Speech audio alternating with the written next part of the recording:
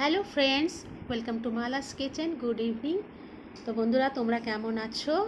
আশা করি তোমরা সবাই ভালো আছো, আমরাও ভালো আছি সবাই।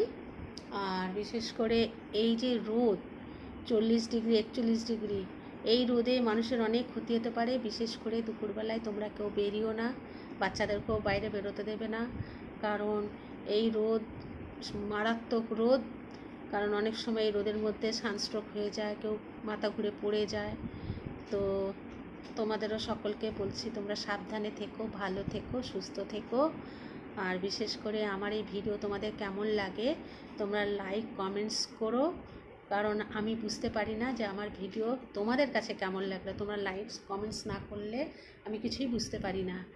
একটা সাবস্ক্রাইব করে দিও, আর আমাদের ভিডিও কেমন লাগে সেটা কমেন্টস করে আমাকে জানিও। তো বন্ধুরা, তোমাদের কাছে আমার রিকোয়েস্ট,